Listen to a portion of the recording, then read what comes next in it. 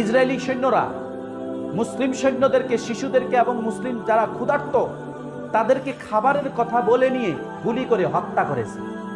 আমাদেরকে তাকওয়া অবলম্বন করতে হবে। কি অবলম্বন করতে হবে? তাকওয়া অবলম্বন করতে হবে। শবে বরাত যখন আমাদের শবে মেরাজ আসে, রজব শাবান আসে, তখনই আমরা দোয়া করি, আল্লাহুম্মা বারিক লানা ফি রজব ওয়া শাবান ওয়া বাল্লিগনা রমাদান।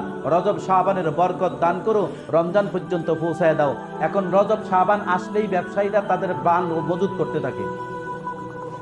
বরকত, হ্যাঁ, মাপে ওজনে কম দেওয়ার চেষ্টা করে, বরকত, হ্যাঁ। এবং 3 মাস রজব শাবানে রমজানের প্রস্তুতি স্বরূপ মাল কিনতে গেলে একটু রেটটা বেশি পড়ে যাবে। তাহলে কি করতে হবে?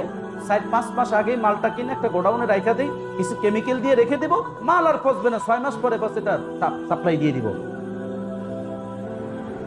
আমি ভুল বলছি মনে হচ্ছে? এর কোনটা হালাল? আমার এই কথাগুলো আজকের বাংলার প্রত্যেকটা ব্যবসায়ীর কাছে পৌঁছা দরকার। যদি সেই ইমানদার মুসলমান হয়, সে কিছুতেই পারবে না মানুষকে ঠকানো। আর যদি সেই বেঈমান কুফরকারী, কুফরের অংশীদার হয়, সে যখন তখন মানুষকে ঠকাবে। যেমন গত 2 দিন আগেই ইসরায়েলি সৈন্যরা মুসলিম সৈন্যদেরকে, শিশুদেরকে এবং মুসলিম যারা ক্ষুধার্ত তাদেরকে খাবারের কথা বলে নিয়ে গুলি করে হত্যা করেছে। গুলি করে কি করেছে? হত্যা করেছে। তাদের সাথে আর আপনার সাথে কোনো পার্থক্য নেই। সম্মানিত হাজিরিন, রমাদান কারিম আসছে, সেজন্য রমাদান কারিমে বেশি বেশি করে কি করতে হবে? তাওবা করতে হবে। আল্লাহ সুবহানাহু ওয়া তাআলা সেজন্যই সূরাতুন নূরের 31 নম্বর আয়াতে কারিমে আল্লাহ বলেন, ওয়াতুবু ইলাল্লাহ, ওয়াতুবু ইলাল্লাহ, তোমরা আল্লাহর দিকে ফেরত আসো, জামিয়ান, সম্মিলিতভাবে, সকলে ঐক্যবদ্ধভাবে, একা একা না, একা একা না। তুবু ইলাল্লাহি জামিআ, তোমরা সকলেই তোমাদের রবের দিকে ফেরত আসো।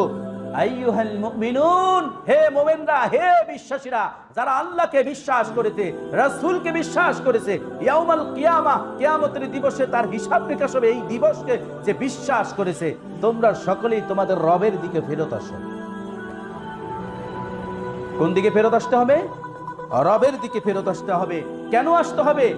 কেন আসতে হবে?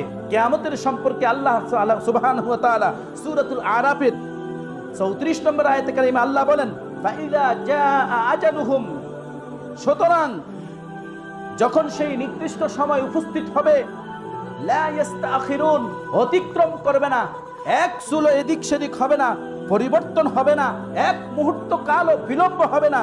সাআতান, এই সাআত হলো ইয়াউমুল কিয়ামা, অর্থাৎ ভূকম্পন, অর্থাৎ কিয়ামতের দিবস, যেদিন কিয়ামত সংঘটিত হবে, সেটাকে কোরআনের ভাষায় সাআত বলা হয়েছে।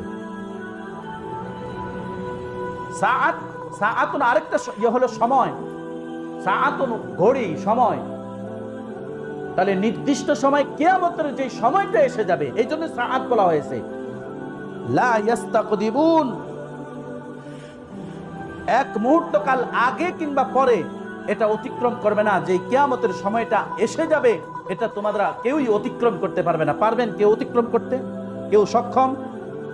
কেউ সক্ষম?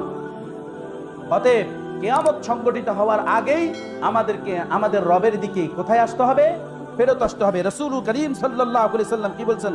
রাসূলুল্লাহ সাল্লাল্লাহু আলাইহি সাল্লাম ইয়াকুল, নবী করিম সাল্লাল্লাহু আলাইহি সাল্লাম বলছেন, ওয়াল্লাহ, আল্লাহর শপথ, ওয়াল্লাহ, আল্লাহর কসম, ইন্নী লা আস্তাগফিরুল্লাহ ওয়া আতুবু ইলাইহি, যে আমি নিশ্চয়ই, আমি ইন্নী নিশ্চয়ই, আমি লা আস্তাগফিরুল্লাহ, আমি আমার রবের কাছে ক্ষমা প্রার্থনা করি, ওয়া আতুবু ইলাইহি, এবং আমি তওবা করি, ফিল ইয়াউমি, প্রতিদিন।